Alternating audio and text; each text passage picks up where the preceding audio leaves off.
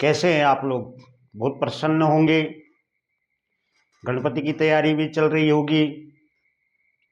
मित्रों, माताओं, बहनों, बेटियों, मैं आज आपको एक भगवान शिव की और पार्वती जी की हरतालिका की कथा सुनाने जा रहा हूँ। इस समय हरतालिका का मुहूर्त मुंबई में, इस समय हरतालिका का मुहूर्त मुंबई में 5 तारीख से शुरू हो रहा है। 5 तारीख 1:25 से लेकर के और 6 तारीख 3:32 तक हरतालिका का मुहूर्त रहेगा। हरतालिका तीज का जो भी व्रत उपवास करता है, माताएं उपवास करती हैं, तो उनको उनके पति की दीर्घायु प्राप्त होती है। उनके वंश में कोई भी कष्ट नहीं आते। अविवाहित कन्याएं करती हैं तो उनको सुंदर पति का वर्ण होता है। हरतालिका की कथा इस प्रकार से है। भगवान शिव ने एक बार माता पार्वती को सुनाई थी। क्या सुनाई थी? बालावस्था में माता पार्वती का जन्म हुआ था हिमालय पुत्र के घर में। हिमालय पुत्र को है दक्ष प्रजापति। उससे पहले दक्ष प्रजापति के यज्ञ में माता सती हो गई थी, और माता सती होने के बाद शंकर भगवान जी तपस्या में लीन हो गए थे। माता का पुनर्जन्म हुआ हिमालय पुत्र के घर में, दक्ष प्रजापति के घर में। और माता ने पुनः शिव को वर्ण करने के लिए व्रत उपवास शुरू कर दिया। ना वह खाना खाती थी, ना वह जल पीती थी, और माँ शिव का ध्यान करती रहती थी। अब जब वह कुछ खाती नहीं थी, कुछ पीती नहीं थी, कुछ किसी से बात नहीं करती थी, तपस्या में लीन रहती थी, तो हिमालय पुत्र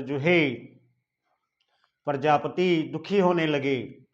और जब दुखी होने लगे तो उनके दुख को देखकर भगवान विष्णु ने नारद जी को भेजा कि जाओ भाई, देखो दक्ष प्रजापति क्यों दुखी हैं। उनकी कन्या अन्न जल ग्रहण नहीं करती, तपस्या में बैठी रहती है, तो उनको हमारे विवाह का प्रस्ताव दीजिए। और नारद जी नारायण नारायण का जप करते करते दक्ष प्रजापति के यहाँ पहुंच गए। और दक्ष प्रजापति के यहाँ जब पहुंचे तो उन्होंने क्या किया?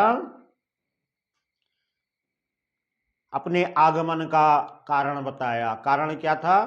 बोले मुझे भगवान विष्णु ने भेजा है, और भगवान विष्णु आपकी कन्या से विवाह करना चाहते हैं।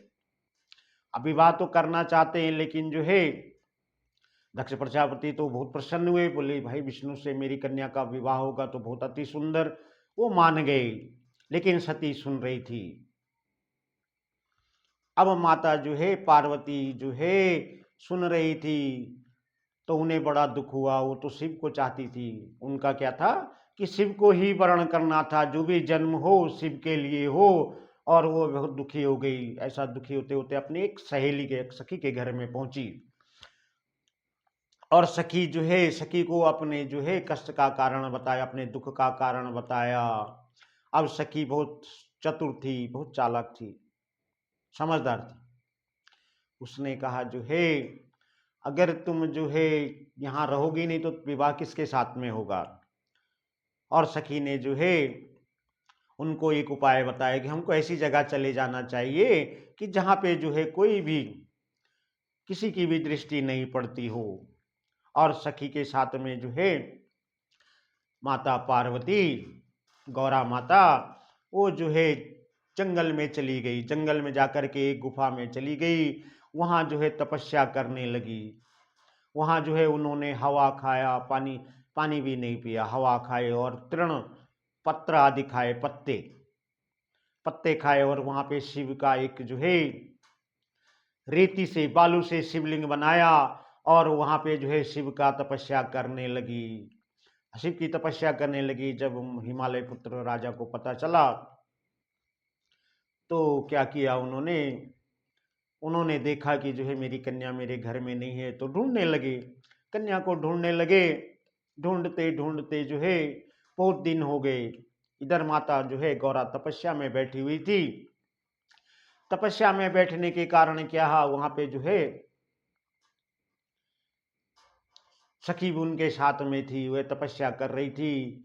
उनकी तपस्या से प्रसन्न होकर भगवान शिव ने उनको दर्शन दिए। तो उन्होंने भगवान शिव से कहा कि हे भोलेनाथ जी, हे शिव जी, मेरे प्राणनाथ हो आप, मैंने आपका मन ही मन वरण कर लिया है, और जिस जन्म में मेरा जन्म होगा मैं जो है आपकी अर्धांगिनी रहूंगी। अगर मुझे यह वचन देते हैं तो मैं अपनी तपस्या से मुक्त हो जाऊंगी। बोलिए हर हर हर हर महादेव।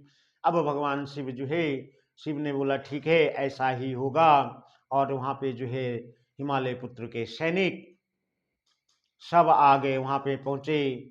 शिव का प्रस्ताव देख करके माता गौरा का विवाह शिव के साथ कर दिया। इस व्रत को हरतालिका क्यों बोलते हैं? हरतालिका इसलिए बोलते हैं, हरतालिका दिन माता का नाम इसलिए पड़ा कि हरतालिका का उपवास लेंगे, व्रत लेंगे। हरतालिका इसलिए हुआ कि जो है उनका सखी ने हरण कर लिया था। सखी ने हरण किया, सखी ने छुपा दिया था, इसलिए इस व्रत का नाम हरतालिका व्रत है। जो भी माताएं बहनें इस व्रत को करती हैं, जो अविवाहित कन्याएं इस व्रत को करती हैं, उन्हें जो है सुंदर वर की प्राप्ति होती है। माताओं के घर में, उनकी घर में सुख और शांति की वृद्धि होती है। हरतालिका तीज का व्रत जो है निराहार रह के करना चाहिए और रात्रि में जागरण करना चाहिए। इस दिन सोना वर्जित है, शयन वर्जित है, सोना नहीं है। रात्रि में जागरण करना है, भजन कीर्तन इत्यादि करना है। प्रातः काल जो है जब उपवास समाप्त हो उसके पश्चात जो है आपको जो है खीरा खाना चाहिए। खीरा खा करके उपवास खोलना चाहिए। और जो भी इस तरह से करता है उसके सारे दुख दूर हो जाते हैं। भगवान शिव का पूजन कीजिए। शांताकारं भुजगशयनं पद्मनाभं सुरेक्षां विश्वाधार गगन सदृशं मेघवर्णं शुभांगमं लक्ष्मीकान्तं कमलनयनं योगीवृतानगम्यं वंदे विष्णुभवभयहरं सर्वलोकैकनाथं। बोली नारायण हरि। ये भी नारायण की महिमा है। अगर नारायण जी प्रस्ताव नहीं भेजते थे तो माता पार्वती शिव की तपस्या के लिए जो है वन में नहीं जाती थी। तो नारायण और शिव के बीच में बहुत अच्छे संबंध हैं। जो नारायण का ध्यान करता है वह जो है शिव की उपासना भी करता है। शिव जी भी नारायण की उपासना से प्रसन्न होते हैं, और जो शिव की उपासना करता है नारायण उसकी उपासना से प्रसन्न होते हैं। इसी प्रकार से मैं आपको आगे नई नई कथाएं सुनाता रहूंगा। अगर आपको जो है कथा अच्छी लगे हमारे चैनल को सब्सक्राइब करें, लाइक करें, शेयर करें और कमेंट करके जरूर बताएं। जय माता दी, जय माता गौरा की, हरतालिका माता की जय हो।